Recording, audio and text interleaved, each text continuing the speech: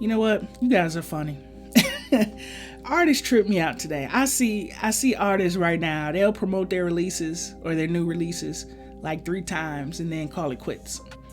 They'll promote their release once before it releases, then they promote it the release day, and then maybe once after it releases, and then they're done. Like, that's it. They consider it old. I'm on to something else. Look, man, you guys are doing it wrong. You are doing it so wrong. You gotta do more. You gotta do more and let that song breathe a little bit, okay? You got to, especially if you are trying to build a brand, which I recommend you all to do. In today's age, you gotta build a brand. Everybody can't be a Russ, okay? And what I mean by that is that Russ, the artist, he dropped singles every week on SoundCloud before it picked up. And then now he's bringing in like $90,000 to $100,000 every week on TuneCore. Like, that's cool, but we have to look at how he started. He was dropping music out every week on SoundCloud for 3 years. Now, mind you, this was some years ago. This was about, 2014? Now, I think it was 2013, 2014. Yeah, so let's put it like that, the early 2010s, okay? That was a different time. And in music, due to technology and social media, the music trend changes all the time. So what worked for him back then may not work today, okay? We always see these artists and we're like, okay, they did it, so I should be able to do it too. Yes, what I like about Russ's story that's very applicable today is his mindset and how he was able to consistently release music. Like, he was very consistent. It was good music consistently. But on top of that, he was patient. That worked back then. Okay. SoundCloud was popping. You know, we didn't have all these distributors like we have now. So he was able to build from SoundCloud. Fast forward to today, we have United Masters, TuneCore, DistroKid, CD Baby. There's so many different platforms, Audio Mac. There's a lot of different platforms out here that allows you to release music. Because of that, the industry and the landscape is saturated tremendously. So how we go about doing things now is a little different, which is why now it's important that you build a brand and not necessarily think about focusing so heavily on the music, but building a brand. Okay. Now, if that's your goal, which it should be, if you're in this program, your goal should be to build a brand. The music is the byproduct. We'll talk about that later. But if you're in this program, your goal should be to build a brand.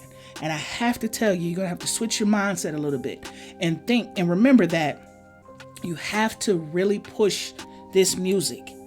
You can't release music and then just promote it right before when it releases and then right after and then move on. You have to push and promote this music. Great examples. Trap Queen. It took 2 years for Trap Queen by Fetty Wap. It took him 2 years for that song to pop. And that's how we all know him. From that one song. 2 years he pushed that record. Him and his team promoted and pushed that record for 2 years. You don't think that song wasn't old to him? I'm sure he got tired of singing that song, but you know what? It put him on the map because he pushed it. Okay. Another example, more recent example, Megan Thee Stallion, Big Ole Freak. That's her breakout hit. You know, they dropped that song a week before we learned, not a week, I'm sorry. They dropped that song a year before we learned of it. She released it on her mixtape. It didn't do well. It was just a song on the mixtape. Then that one video she did, that cypher, went viral. Then they took it down from the mixtape and re-released it as a single.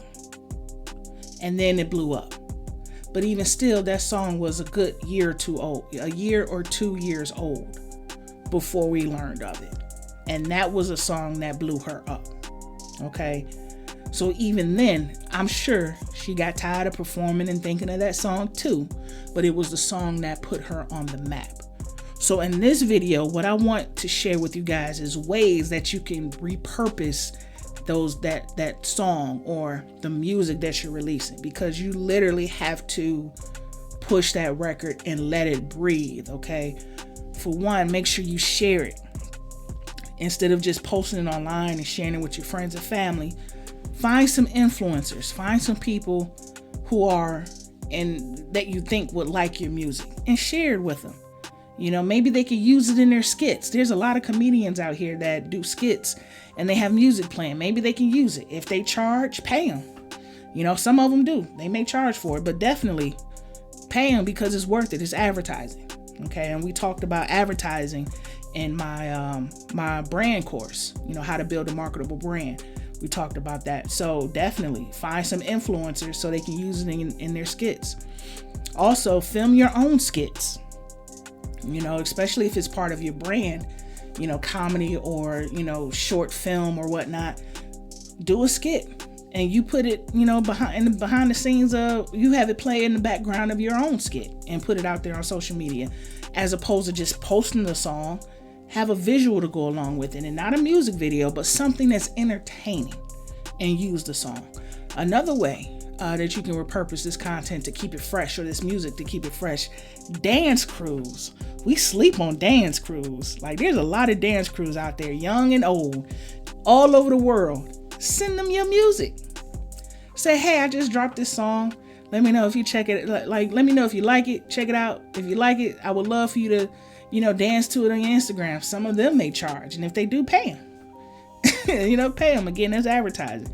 But dance crews is another way that you can get your record out there.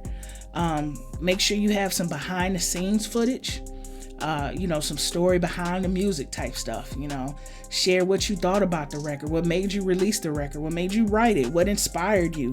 You know, you should, hopefully you have some footage of when you wrote it and recorded it in the studio. You could release that just to keep the song fresh. Okay. And then also focus on ads and target certain regions at a time. Don't target the world or the United States or, you know, the country.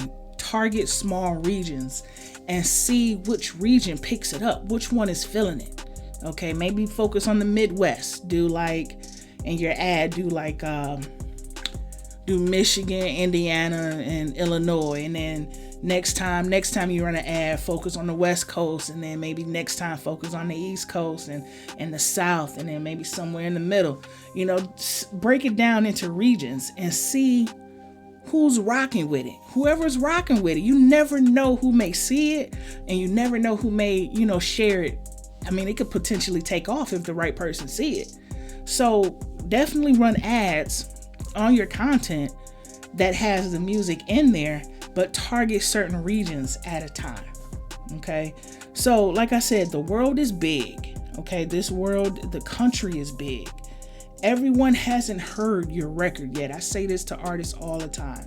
Everybody has not heard your song yet. Just because you tired of it, don't mean that I'm tired of it. Hell, I may not even heard it. Okay. So make sure you focus on spreading the word. Okay. Not how many times you've heard and performed it. That's irrelevant.